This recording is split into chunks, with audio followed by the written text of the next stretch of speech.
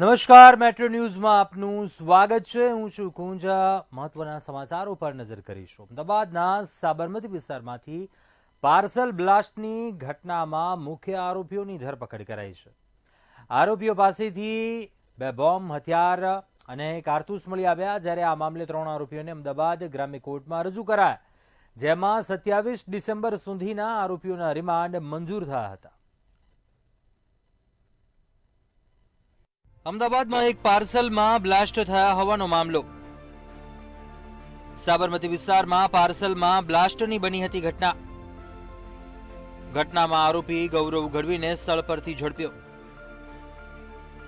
Sabarmati parcel બ્લાસ્ટના મુખ્ય આરોપીની ધરપકડ। ત્રાગડ ગામમાં ક્રેટા કારમાંથી આરોપીઓની કરી ધરપકડ।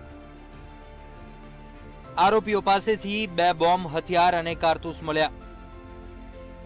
રૂપેણ બારોટના ઘરે કરવામાં આવ્યું હતું સર્ચ ઓપરેશન। સર્ચ દરમિયાન ઘરમાંથી બોમ્બ બનાવાયા હોવાની સામગ્રી મળી। અમદાવાદના સાબરમતી વિસ્તારમાં શિવમ રો હાઉસમાં શનિવારે એક પાર્સલમાં બ્લાસ્ટનો મામલો સામે આવ્યો, ત્યારે આ ઘટનામાં 2 લોકો ઇજાગ્રસ્ત થયા હતા।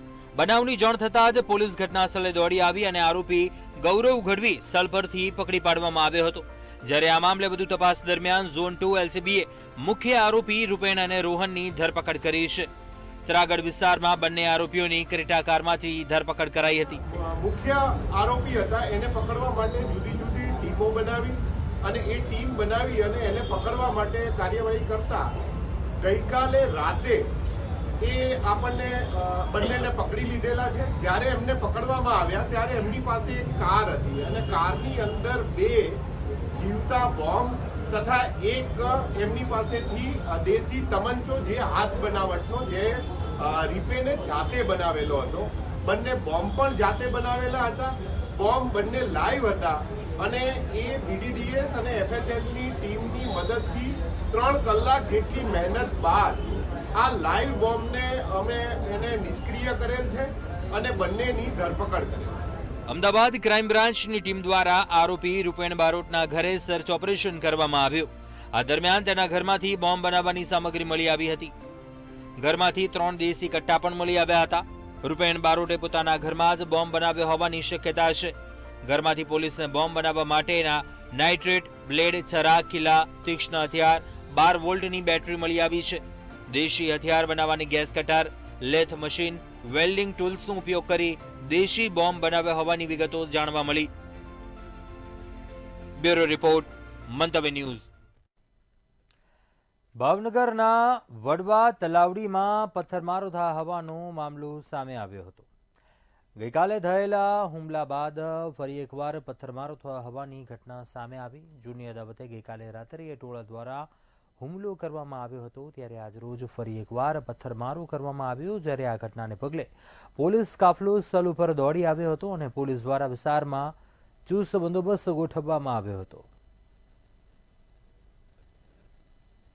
ભાવનગર શહેરમાં સામાજિક તત્વોનો કહી શકાય કે ત્રાસ વધી રહ્યો હોય તેવા કિસ્સાઓ અવારનવાર સામે આવે છે। ગઈકાલે રાત્રે જે વડવા તલાવડી કહેવાય ત્યાં આગળ 3 ઇસમો એટલે કે અસલમ, સોયબ અને જે અન્ય એક ઇસમ છે તેમના દ્વારા એક જે નાસ્તાની લારી છે તેમની ઉપર હુમલો કરવામાં આવ્યો હતો અને આ લારી છે ઊંધી પાડી દેવામાં આવી હતી। સમગ્ર ઘટનાની અંદર જે જૂની અદાવત એટલે કે જે નાસ્તાની લારી ધરક છે તેના દ્વારા આ 3 ઇસમોને અગાઉ દારૂ બોલવા જેવી નજીવી બાબતે ના પાડી હતી, તેની દાજ રાખીને હુમલો કરવામાં આવ્યો હતો, પરંતુ આજ ફરી એક વખત આ ઇસમો છે તેમના દ્વારા પથ્થરમારો કરવામાં આવ્યો છે। જે આપણે ડેલો છે તે દેખાડવા માંગીશ કે ગઈકાલે આ જગ્યાએ જે આ રોનક નાસ્તા પોઈન્ટ છે તે લારીને કહી શકાય કે ટાર્ગેટ બનાવ્યો હતો। મોટો જબર ટોળો છે તે અહીંયા ઘસમસી આવ્યો હતો અને હુમલો કર્યો હતો। જોકે સ્થાનિક લોકોના સંઘર્ષથી આ લોકો વહી ગયા હતા, પરંતુ આજ બપોર બાદ ફરી એક વખત જે આ સામાજિક તત્વો છે તેમની સાથે અન્ય શખ્સો દ્વારા આવીને જે આ પથ્થરમારો છે તે કરવામાં આવ્યો હતો। મુખ્ય રસ્તો નહીં, પરંતુ જે આપણે જોઈ શકીએ છીએ કે પાછળનો ભાગ છે આખો આ જે ગલી છે ત્યાંથી આ ટોળું આવ્યું હતું અને જે ટોળા દ્વારા ઈંટ તેમજ અન્ય પથ્થરો છે તે ઘા કરવામાં આવ્યા હતા। જોકે સમગ્ર ઘટનાને લઈને પોલીસ કાફલો છે તે હાલ વડવા તલાવડીમાં પહોંચી ગયો છે, પરંતુ ક્યાંક ને ક્યાંક જે ઘટના ગઈકાલે રાતની હતી 12 કલાક વીતી ગયા છે, તેમ છતાંય જે આરોપી છે હજી પોલીસ ગિરફ્તી બાદ છે અને પોલીસનું જાણે તેમને ડર નથી તેની જેમ ફરી એક વખત પટ્ટરમારો કર્યો છે. અનેક બાળકો અહીંયા રમતા હોય છે તે બાળકોના જીવ પણ જોખમે મુકાયા હતા. જોકે હાલ તો જ સમગ્ર મામલાને લઈને પોલીસે આ વિસ્તારની અંદર ચુસ્ત બંદોબસ્ત ગોઠવે છે અને જે આરોપી છે તેને પકડી લેવા માટે તજવીજ હાથ ધરી છે. કેમેરામેન હિરેન માંડલિયા સાથે હિરેન ચૌહાણ, મંતવ્ય ન્યૂઝ, ભાવનગર. રાજકોટ શહેરમાં પેન્ડા ગેંગના સાગરીતો દ્વારા હુમલો કરવામાં આવ્યો હતો. ગુજરાતભરના ઉચ્ચ પોલીસ અધિકારીઓ રાજકોટ આવવાના હતા. તેના 2 દિવસ પહેલા આરોપીઓએ હત્યા કેસના સાક્ષીઓના ભાઈ અને તેના મિત્રો પર છરી વડે હુમલો કરી કેસમાંથી ખસી જવાની ધમકી આપી હતી. આ સમગ્ર ઘટના સીસીટીવીમાં કેદ થઈ હતી. પેન્ડા ગેંગના સાગરીત એવા રાજા સામે વર્ષ 2016માં પોલીસ કર્મીની હત્યાનો ગુનો નોંધાયો હતો. તો બીજી તરફ આ ઘટના બાદ ભોગ બનનારે મીડિયા સમક્ષ આવી કહ્યું કે હત્યાના કેસના આરોપીઓને પોલીસ છાવરી રહી છે. 2016ના કેસમાં ભરતભાઈ ગઢવી એમનું હત્યા કરેલી આ રાજા જાડેજા પેન્ડા ગેંગવાળી ગેંગે, તો એના માટે મારો ભાઈ રહ્યો એમાં પંચમાં સાક્ષીમાં તો નજરે જોનાર તાજનો સાક્ષી હતો. એ તો એક્સપાયર થઈ ગયો, તો છતાં અત્યારે રીખાર રાખીને મારી માથે મને મારવા આવે. આ વખતે 20 થી 25 ગામને હાથ ઉપર ને અહીંયા બાવડામાં બધી મારેલ છે. એ લોકો આરોપી 10 થી 11 આરોપી હતા. એમાં પેલો રાજપાલ ઉર્ફે રાજો જાડેજા.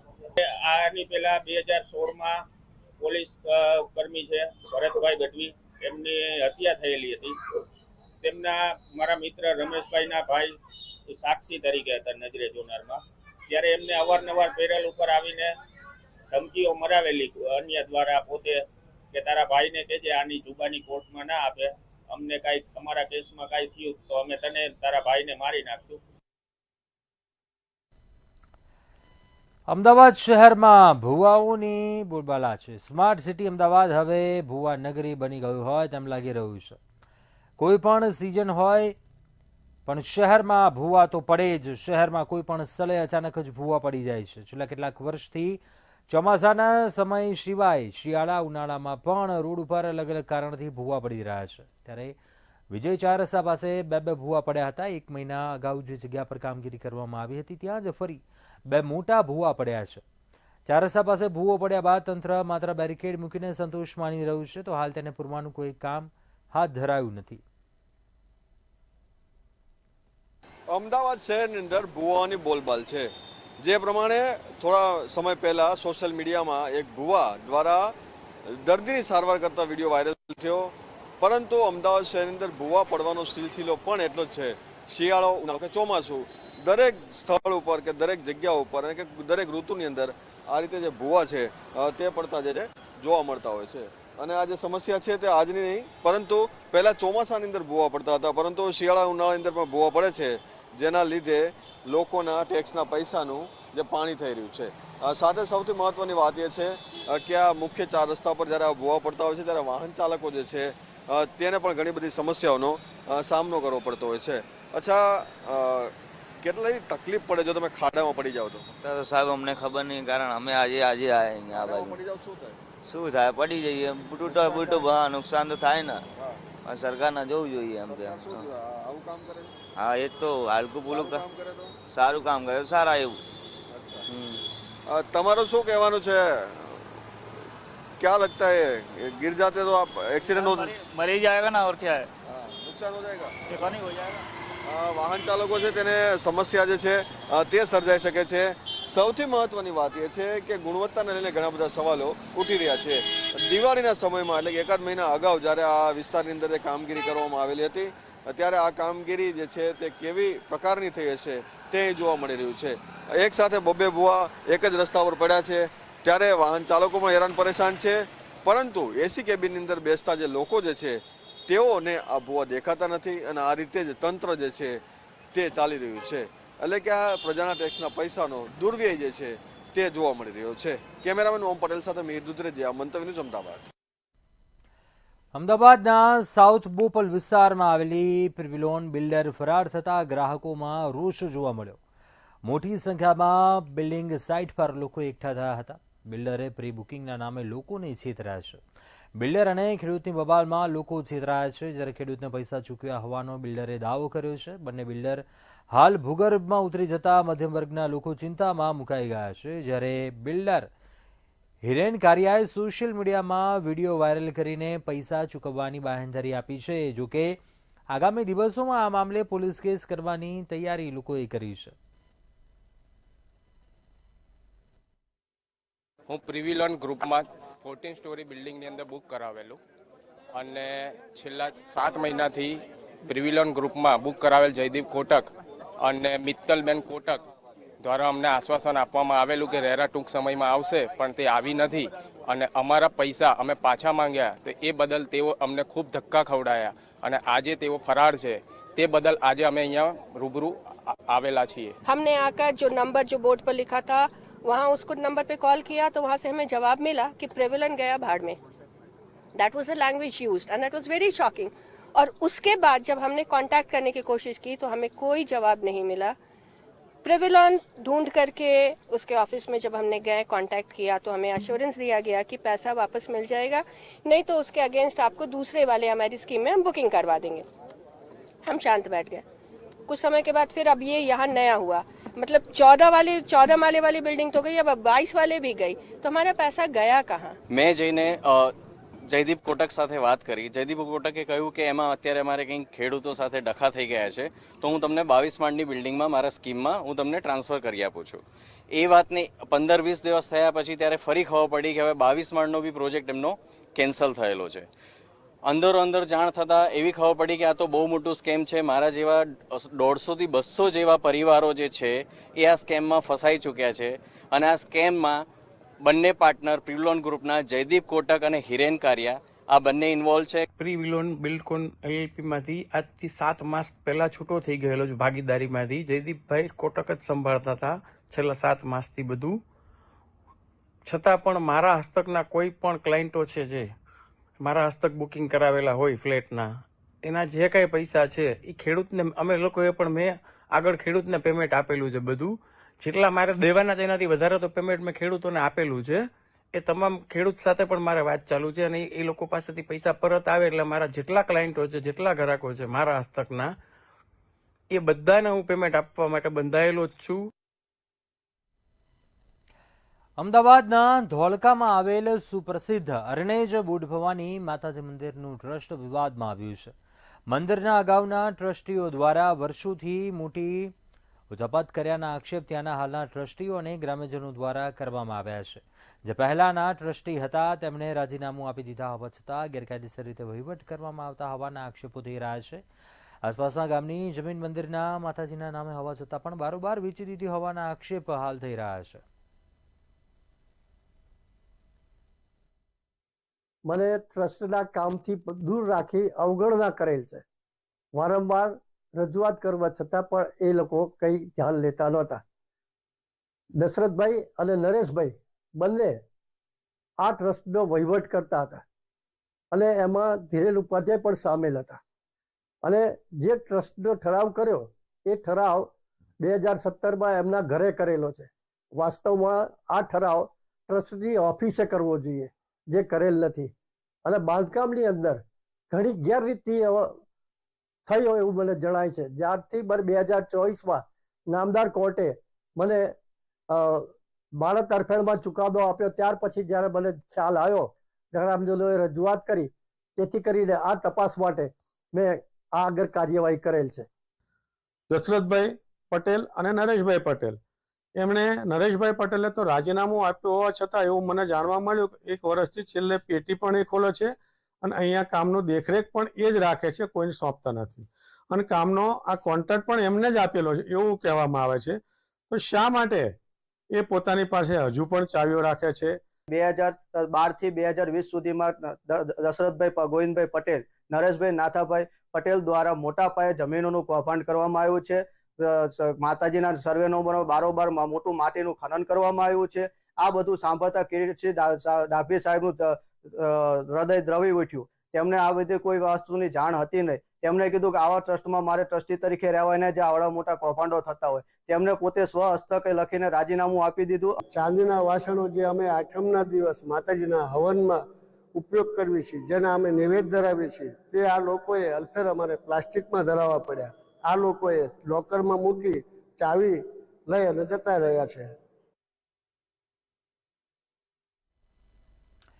અમદાવાદના ઉસ્માનપુરા એએમસી ખાતે એમપી એમએલએની સંકલન સમિતિની બેઠક મળી હતી. આ બેઠકમાં એલિસબ્રિજના ધારાસભ્ય અમિત શાહને ગુસ્સો આવ્યો હતો. એલિસબ્રિજના ધારાસભ્ય અમિત શાહે અધિકારીઓને ખખડાવ્યા હતા. અધિકારીઓ પાસે માહિતી ન હોય તો કાઢી મૂકવાની કમિશનરને રજૂઆત કરી હતી. જમાલપુર કાચની મસ્જિદ નજીક આવેલી મ્યુનિસિપલ ઉર્દુ સ્કૂલની જગ્યામાં કોમ્પ્લેક્સ બનાવવામાં આવ્યું છે અને બેઠકમાં મ્યુનિસિપલ સ્કૂલની જગ્યામાં દુકાનો બની ગઈ છે કે કેમ તે અંગે પણ શાસન અધિકારીને પૂછવામાં આવ્યું હતું. અધિકારીએ શાળા બંધ હોવાનો જવાબ આપતા ધારાસભ્યએ ગુસ્સામાં જણાવ્યું હતું કે અમને ખબર જ નથી કે ત્યાં શોપિંગ સેન્ટર બની ગયું છે, તેમને કાઢી મૂકવા જોઈએ. કે જમાલપુર વિસ્તારમાં મ્યુનિસિપલ શાળા નંબર 3-4માં શાળા પડી ગયા બાદ રિપેર થયા બાદ બાળકો આવ્યા, નજીકમાં નવી સ્કૂલ બની એટલે બાળકો બીજી જગ્યાએ ગયા. આ આખી સ્કૂલ તોડીને એની પર શોપિંગ સેન્ટર બનાવી દેવામાં આવ્યું છે. સ્કૂલ બોર્ડના શાસનાધિકારીને અત્યારે મિટિંગમાં પૂછતા કે સ્કૂલ બંધ છે, મેં કમિશનરને કહ્યું કે આને કાઢી મૂકવો જોઈએ, કારણ કે મ્યુનિસિપલ શાળાઓ પર શોપિંગ સેન્ટર બની ગયું હોય અને જો શાસનાધિકારીને ખબર ના હોય, લોકોની નાની બાબતમાં લોકોના ઓટલા અને ગેલેરી તોડતી અમદાવાદ મ્યુનિસિપલ કોર્પોરેશન પોતાની મિલકત ના સાચવી શકતી હોય તે બધા અધિકારીને કાઢી મૂકવો. પ્રજાશક્તિ ડેમોક્રેટિક પાર્ટીના અદાલત પ્રદેશ કાર્યાલયનું ઉદ્ઘાટન કરવામાં આવ્યું હતું. પ્રદેશ અધ્યક્ષ રિજરાજસિંહ પરમારે પદગ્રહણ કર્યું હતું. નવી ટીમ અને હોદ્દેદારોના નામની જાહેરાત કરવામાં આવી હતી. રાજેન્દ્રસિંહ રાઠોડે નિવેદન આપતા કહ્યું હતું કે થર્ડ ફોર્સ તરીકે ગુજરાતમાં અમે આવી રહ્યા છીએ અને વિકલ્પ તરીકે અમે ગુજરાતમાં લોકો વચ્ચે જઈશું. 2020માં શંકરસિંહના આદેશથી અમે પાર્ટીએ રજીસ્ટર કરાવી છે. આ પાર્ટી માત્ર ક્ષત્રિય માટેની નથી, બધા સમાજના લોકોને અમારી સાથે લઈને અમે ચાલીશું. અમારી ઓલરેડી પાર્ટી 2020માં રજીસ્ટર છે અને આ થર્ડ ફોર્સ તરીકે અમે ગુજરાતની અંદર આવી રહ્યા છીએ અને આ થર્ડ ફોર્સ વિકલ્પ છે, કારણ કે આ બાજુ ભાજપ બી નથી ચાલતી બરાબર, આ બાજુ કોંગ્રેસ પણ ચાલતી નથી, એટલે અમે વિકલ્પ તરીકે આ ફોર્સ જો અમે બંને આમ તો ક્ષત્રિય છીએ પણ ક્ષત્રિય માટેની આ પાર્ટી નથી. આ પાર્ટીની અંદર પટેલ, એસટી, એસસી, ઓબીસી અને માઇનોરિટી બધા જ અમારી જોડે છે. લક્ષ્ય એ જ છે કે આપણે જે કોમન મેન છે, જે આપણી પબ્લિક છે, એમને આપણે પહોંચી શકીએ. અને આપને ખબર હશે કે રાજી પરિવારો જેટલા પણ ગુજરાતના હતા, સૌથી વધારે ગુજરાતમાં હતા અને એ પબ્લિક સાથે જોડાયેલા જ હતા. તો અમારું લક્ષ્ય એ જ છે કે અમે પાછા એમના સાથે જોડાઈએ, જે દૂરી આવી ગઈ હતી એને મટાઈએ. અને હાલ પણ શું થાય છે, આજે પણ જ્યારે પહેલાં રાજ્યશાહી હતી એમાં પણ તકલીફ થતી હતી કે પબ્લિક જુદી પડતી હતી. અમદાવાદમાં લાયસન્સ વગર દવાઓ બનાવતી કંપની ઝડપાઈ છે. એલોપેથિક ઘટકની મિલાવટ કરી એક્સપોર્ટ કરવાનું કૌભાંડ ઝડપાયું છે. શહેરના કઠવાડા વિસ્તારમાં આવેલ એરોન લાઈફ સાયન્સ કંપનીમાં ફૂડ એન્ડ ડ્રગ વિભાગ દ્વારા દરોડા પાડવામાં આવ્યા હતા. દરોડા દરમિયાન ફૂડ એન્ડ ડ્રગ વિભાગે બનાવટી દવાનું ઉત્પાદન કરતી કંપની ઝડપી પાડી હતી. કંપનીમાં ન્યુટ્રાસ્ટિકલ પ્રોડક્ટના નામે કામોત્તેજક દવાઓ બનાવવામાં આવતી હતી. ફૂડ એન્ડ ડ્રગ વિભાગે અંદાજિત ₹31 લાખનું ભેળસેળવાળો અને નકલી દવાનો મુદ્દામાલ જપ્ત કર્યો તેમજ શંકાસ્પદ દવાના નમૂના લઈને ચકાસણી માટે મોકલી આપ્યા હતા.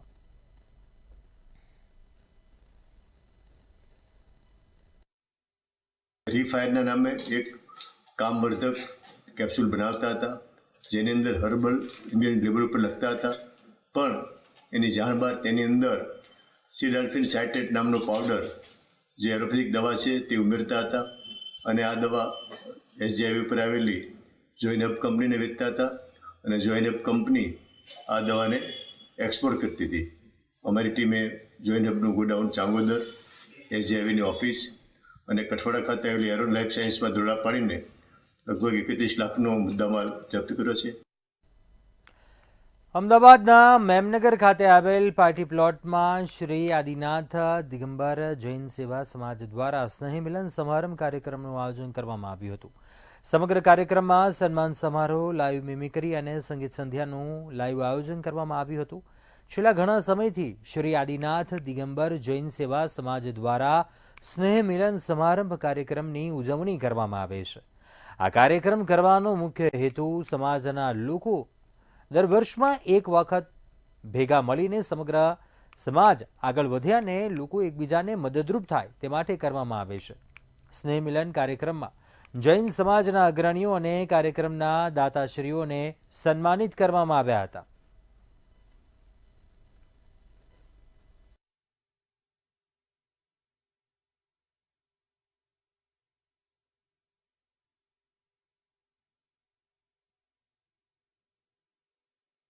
અમારા સમગ્ર દિગંબર જૈન સમાજનું સ્નેહ મિલન છે, જે છેલ્લા 70-75 વર્ષથી આ કાર્યરત છે અને દર વર્ષે અમે આ રીતનું સ્નેહ મિલન કરીએ છીએ. કાર્યક્રમની રૂપરેખાની અંદર બધા જ યુવાનોને અને નવા જે પરિવારો આવેલા હોય છે તે લોકોનો અંદર પરિચય થાય, પુરુષ સમાજ એકત્રિત થાય અને એકબીજાને સમજી શકે તે માટે આ કાર્યક્રમ રાખેલો છે. કાર્યક્રમ ખૂબ સુંદર. અમે અત્યારે લંચ ડિનર લઈ લીધું છે. ખૂબ સરસ જમવાનું હતું. લોકોએ ખૂબ એન્જોય કર્યું છે અને મજા આવી, ખૂબ મજા આવી. અને આદિનાથ સેવા સમાજ ઘણા વર્ષોથી આ કાર્ય કરે છે અને ખૂબ સારો કાર્યક્રમ કરે છે. અને અમદાવાદ આદિનાથ સેવા સમાજની બધી પબ્લિક એમાં સાથે જોડાય છે.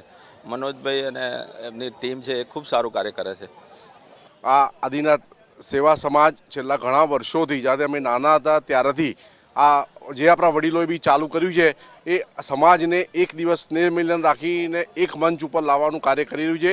એના સિવાય બી આદિનાથ સેવા સમાજ ઘણા કાર્યો કરે છે, જેમ કે આપણા સમાજના આર્થિક રીતે પછાત એવા કોઈ બી માણસોને જરૂરી અનાજ કરિયાણું છે, દવા દારૂ છે એ બી આપે છે, વત્તા એક ધર્મશાળા બી ચલાવે છે, નોટોનું વિતરણ કરે છે. આવી ઘણી બીજી અન્ય ઘણી કાર્યક્રમો કરી, કાર્યવાહી કરી અને સેવાને અમદાવાદના સમાજને સેવા આપે છે.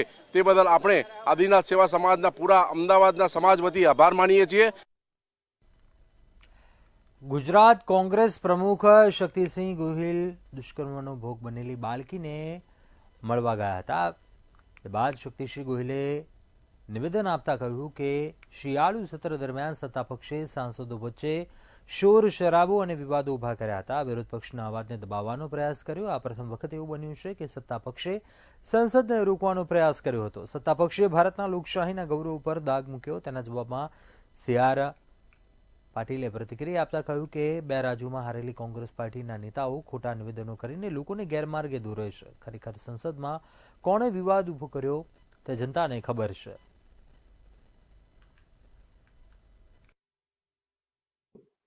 કે કોંગ્રેસ અને ઇન્ડિયા ગ્રુપ આખું બાબા સાહેબના અપમાનના વિરુદ્ધમાં પ્રદર્શન કરતો હતો ત્યારે ભારતીય જનતા પાર્ટીના સંસદ સભ્યો સામે આવી ગયા, સંઘર્ષ કર્યો. નાનામાં નાની જગ્યાએ CCTV કેમેરો છે. હકીકત જોઈએ તો ખબર પડે. સંસદનો સમય થયો ત્યારે સંસદ સભ્યો અંદર જવા માંગતા હતા તો પગથિયા પર ભાજપના સંસદ સભ્યોએ કોંગ્રેસના સંસદ સભ્યોને રોક્યા, હુમલો કર્યો, ધક્કામુક્કી કરી. આખા સેશનમાં એક પણ દિવસ પ્રશ્નોત્તરી એમને ચાલવા નથી દીધી. કોંગ્રેસે જ એ અટકાવ્યું છે. એના અનેક પુરાવો, અનેક લાઈવ વિડીયો એ આપણી પાસે મોજૂદ છે. અને એટલા જ માટે કોંગ્રેસે ગેરમાર્ગે દોરવાના પ્રયત્ન બંધ કરીને આત્મવંચના કરે, એમના નેતાઓને બચાવવાનો પ્રયત્ન ના કરે. મહેસાણાના વિસનગરમાં કડા દરવાજા નજીક જૂથ અથડામણની ઘટના બની હતી. 3 દિવસ અગાઉ એક જ કોમના બે જૂથો વચ્ચે જૂના ઝઘડાની અદાવતમાં થયેલી બબાલ મામલે હુમલો કરવામાં આવ્યો હતો. ઘાતક હથિયારો સાથે મહોલ્લામાં ઘૂસીને હુમલો કર્યો હતો. બંને જૂથના ટોળાએ એકબીજા સામે પથ્થરમારો કર્યો હતો. હથિયારો સાથે થયેલા હુમલામાં 2 મહિલા સહિત 6 લોકો ઇજાગ્રસ્ત થયા હતા. ઇજાગ્રસ્ત લોકોને સારવાર અર્થે હોસ્પિટલ ખસેડવામાં આવ્યા, જેમાંથી હાલ એક યુવકની હાલત ગંભીર છે, જ્યારે જીવલેણ હુમલામાં બંને જૂથના મળી કુલ 30 લોકો સામે ફરિયાદ નોંધાઈ છે. વિસનગર પોલીસે ગુનો નોંધી સમગ્ર મામલે વધુ તપાસ હાથ ધરી છે.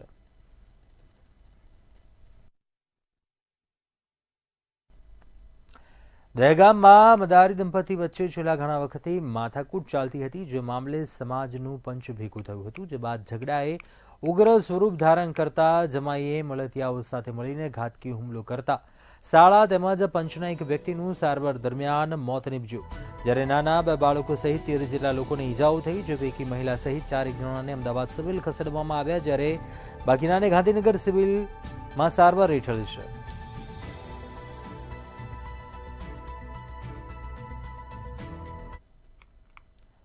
કચ્છના લખપત તાલુકાના ધડુલી ગામ નજીક હાઈવે માર્ગ વચ્ચે પવનચક્કીનું નિર્માણ અડચણરૂપ બન્યું છે.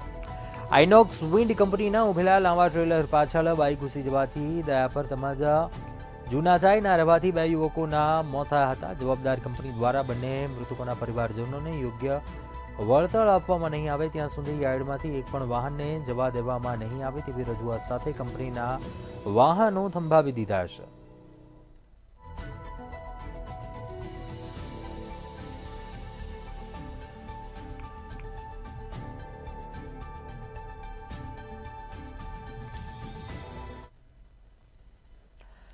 આગળ વાત કરીશું સમાચાર જૂનાગઢથી સામે આવી રહ્યા છે, જ્યાં વધુ એકવાર સિંહના હુમલાની ઘટના સામે આવી છે. માનવ પર હુમલો કર્યા હોવાની ઘટના વિસાવદર તાલુકાના બરડિયા ગામની આ ઘટના સામે આવી છે, જ્યાં 14 વર્ષની બાળા પર સિંહણે હુમલો કર્યો. રાહલી બાટાભાઈ વસિયા પર હુમલો કરાયો. સિંહણે હુમલો કર્યો હતો. વાડીમાં ખેતમજૂરી કરતા પરિવારની દીકરી આ હુમલામાં ઘાયલ થઈ છે. ઇજાગ્રસ્ત બાળાને સારવાર અર્થે હોસ્પિટલ ખસેડવામાં આવી છે. ઘટનાની જાણ થતાં જ વન વિભાગની ટીમ છે તે પણ ઘટના સ્થળે પહોંચી હતી. સિંહણને પાંજરે પૂરવાની તજવીજ હાથ ધરાઈ રહી છે.